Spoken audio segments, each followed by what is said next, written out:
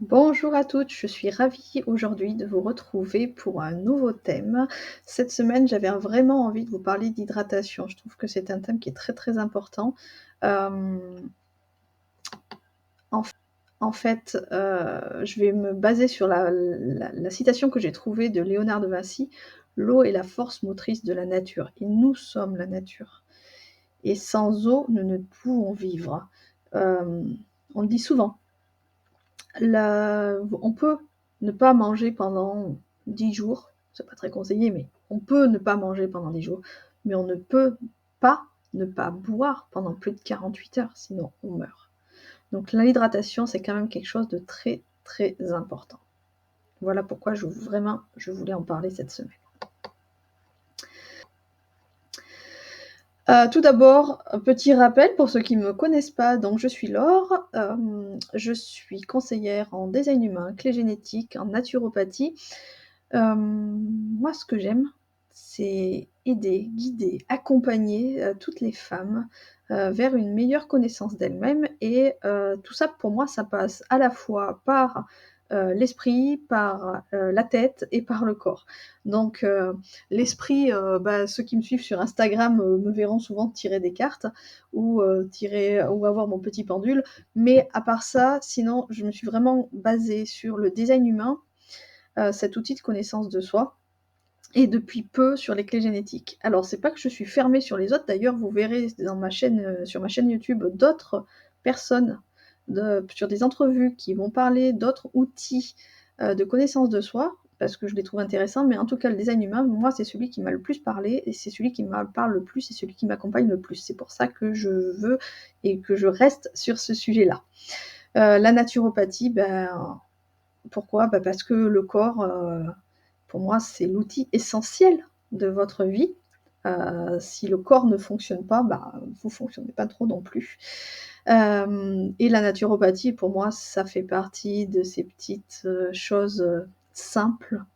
La naturopathie, pour moi, c'est juste apprendre à mieux être. C'est des techniques d'apprentissage à mieux être. L'hydratation fait partie de ces petites techniques de la naturopathie. Rentrons dans le vif du sujet maintenant. Pourquoi l'hydratation, je vais beaucoup bégayer par contre, je vous le dis tout de suite. Pourquoi l'hydratation est-elle cruciale? Les bénéfices de l'hydratation, c'est ce que je vous disais. On ne peut pas ne pas boire pendant plus de 48 heures. C'est physiquement, physiologiquement impossible. Donc l'hydratation, c'est très important.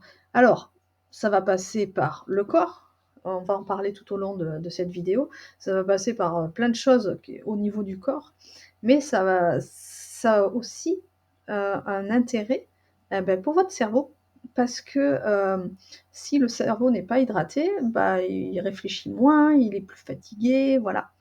Et donc, là, on va en parler, mais l'importance dans le fonctionnement des organes, un organe qui n'est pas hydraté, c'est un organe qui fonctionne mal. Je vous en parle en connaissance de cause, et puis je vous en reparlerai tout à l'heure. Je suis quelqu'un, on m'appelait le chameau quand j'étais petite, parce que je ne buvais jamais. Je buvais 2-3 verres par jour, ce qui est insuffisant et pas possible. Et un jour, les reins, oui, les reins, c'est l'urine. C'est ce qui, si on n'hydrate pas, il n'y a pas d'urine et ça finit par s'intoxiquer. Et donc, problème de dos et tout ça. Donc voilà, l'organe, alors je vous parle des reins, mais ça va être pour votre cerveau, ça va être pour votre foie, ça va être pour votre estomac, ça va être pour tout. Pour tout, pour tout, pour tout. L'estomac, par exemple, si vous ne buvez pas assez, la digestion se fera plus difficilement. Donc, il est vraiment très important de s'hydrater. Autre chose pour laquelle c'est très important de s'hydrater, c'est la régulation de la température corporelle. Quelqu'un qui a de la fièvre, on le dit, si tu as de la fièvre, bois encore plus, parce que tu es en train de te déshydrater.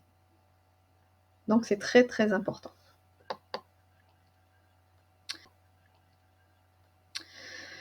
Justement, comment détecter des signes de déshydratation? La première, la bouche sèche. dès que vous avez la bouche sèche, c'est que c'est déjà trop tard. Vous êtes un minimum déshydraté. Alors attention, hein, c'est pas catastrophique non plus, puisqu'il suffit de prendre un verre d'eau et puis après ça revient tout de suite. Mais dès qu'on a un petit peu la bouche sèche, c'est pas bon. Donc la soif intense, c'est encore pire.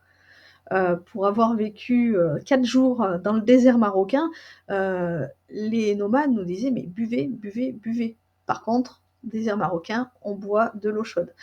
On en reparlera ça aussi. Qu'est-ce qu'il faut boire, qu'est-ce qu'il faut faire pour bien s'hydrater.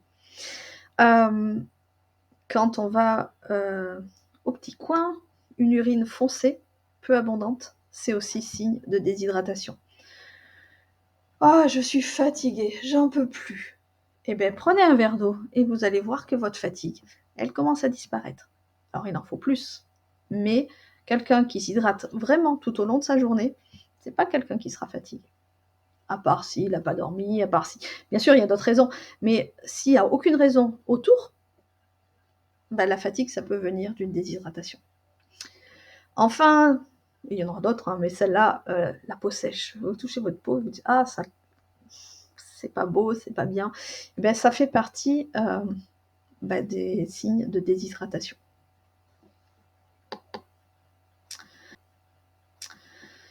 Conseil pratique. Alors, comment faire pour ne pas être déshydraté? Première chose, boire régulièrement. Comment on peut faire pour boire régulièrement? Eh bien, regardez. Hop, la gourde, juste à côté quand on travaille. Déjà, c'est bien. Et puis, se donner d'un objectif. Moi, en tout cas, c'est ce que je fais. Par exemple, j'ai ma gourde, je sais qu'elle fait 75 millilitres. Si je veux au minima boire 1,5 litre par jour, je me dis ce matin, il faut que je la finisse. À midi, je la remplis, je bois pendant mon repas. Et l'après-midi, je me dis, il faut que je la finisse. Et finalement, comme ça, j'en arrive à boire mes 1,5 litre. J'ai une amie qui m'a montré une gourde qui était bien notée, transparente, avec à 8 heures tu dois avoir bu ça, enfin c'est dans l'autre sens du coup, mais à 8 heures il faut être là, à 9 heures il faut être là, à 10 heures il faut être là, et en fait ça me permet de se dire, oulala, mais il est 10h30, j'en ai pas bu assez, et puis de boire un peu plus. Ça peut être une solution. Autre conseil, écoutez son corps. On parlait de fatigue tout à l'heure, ben ça en fait partie. Si votre corps il est fatigué, vous pouvez vous dire oh, je suis en train de me déshydrater, je suis pas très bien, donc voilà. Ça c'est une des raisons. Un autre conseil pratique pour pas se déshydrater, limiter la consommation de café et d'alcool. Le café, c'est un excitant, donc sur le coup, ça va vous donner de la force et vous vous dites bah oui c'est bon je l'ai et tout ça. Mais c'est pas parce que le café est fait avec de l'eau que c'est bon. La caféine, c'est pas, j'ai pas dit attention d'arrêter le café, hein. Mais de 3 tasses maximum dans la journée, c'est tout. Le reste c'est de l'eau, de l'eau, de l'eau, de l'eau. L'alcool, c'est pareil. Ça peut être un signe de déshydratation. Ça va être mes souvenirs de jeunesse il y a plus de 20 ans. On sortait en boîte et puis vas-y que c'était la bonne c'était la bonne époque et vas-y je bois et le lendemain super mal au crâne. Par contre, si on boit moins d'alcool, bah tiens, j'ai pas mal au crâne. Déjà ça peut venir. Et souvent on vous dit quand vous avez la gueule de bois, de boire beaucoup d'eau aussi. Donc c'est bien une raison aussi de déshydratation. Donc évitez le café et l'alcool.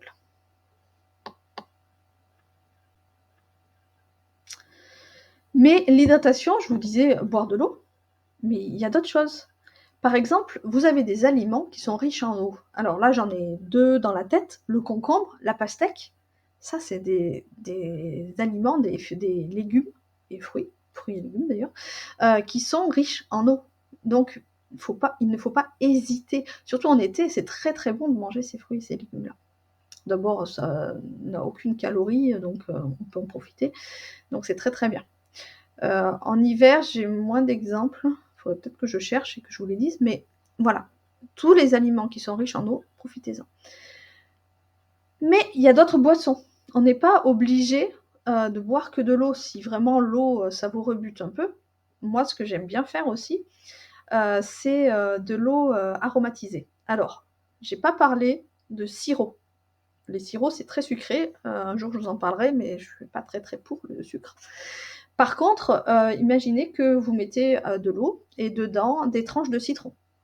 Vous mettez ça au frigo ou voilà, au frais en tout cas, toute une nuit et le lendemain, bah, vous pouvez boire et vous avez ce goût.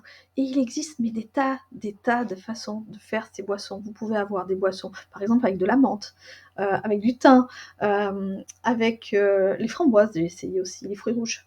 Voilà, vous avez plein d'idées, ça vous cherchez sur internet, vous avez plein d'idées. Donc les boissons, l'hydratation, ça passe par là aussi. Donc je répète, pas de café, pas d'alcool, même si ce sont des boissons, mais d'autres boissons comme de l'eau avec un produit, un aliment, voilà, une feuille, des plantes, voilà. L'hydratation, je vous parlais en tout début aussi sur la peau sèche. Alors comment éviter avoir la peau sèche? Eh bien, vous avez plein de produits. Alors moi, je fais partie des minimalistes au niveau soins du visage. Je me lave soit à l'eau, soit au savon d'ânesse, mais uniquement ça. Et encore, je suis plus eau que savon d'ânesse. Et derrière, je me mets une crème hydratante. Ma crème hydratante, c'est juste de l'aloe vera, rien d'autre.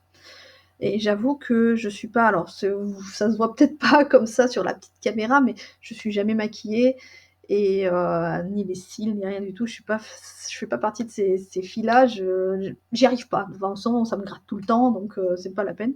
Mais voilà, comment avoir une peau assez hydratée? Pour moi, c'est je me lave à l'eau ou au savon, mais un savon très très léger. On parle de lait d'ânesse et de lait de brebis, de lait de quelque chose. Donc le lait, je trouve que c'est très très intéressant au niveau de la peau. J'avais testé il y a quelque temps le savon au charbon. Ça a tendance un petit peu à agresser la peau. Ça peut être bien de temps en temps, mais ça peut, surtout si on a par exemple de l'acné ou quelque chose comme ça, mais en petit temps. Voilà. Donc eau, savon au lait de quelque chose. Et puis alors, je vous parle d'aloe vera, mais allez voir dans les magasins bio et souvent ils vous proposeront peut-être d'autres produits. Mais l'aloe vera, c'est de l'eau. C'est de l'eau et voilà. Donc c'est intéressant. Voilà pour mes petits conseils.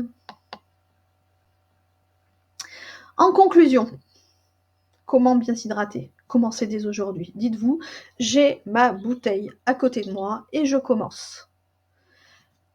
Si vous avez des astuces, n'hésitez pas à les proposer juste sous la vidéo pour les autres. C'est super intéressant de pouvoir partager. Et puis, si vous voyez que dans votre famille ou chez quelqu'un, quelqu'un a besoin d'avoir ce conseil-là, je vous laisse partager cette vidéo avec grand plaisir. Et petit rappel, là où vous pouvez me retrouver, donc sur Instagram, Symbiose by Laure, sur mon blog, www.symbiosebylaure.fr, www, j'en ai oublié un. Bien sûr sur cette chaîne YouTube, abonne-toi pour ne rater aucune vidéo parce que, comme je le disais maintenant, ça sera toutes les semaines sur des sujets différents. Et puis si tu veux m'en parler, tu veux discuter avec moi, je reste vraiment disponible par mail sur laure@symbiosebylaure.fr. En attendant, bonne hydratation, belle journée, belle soirée, belle matinée, je ne sais pas quand est-ce que tu regarderas cette vidéo, et à très bientôt. Au revoir.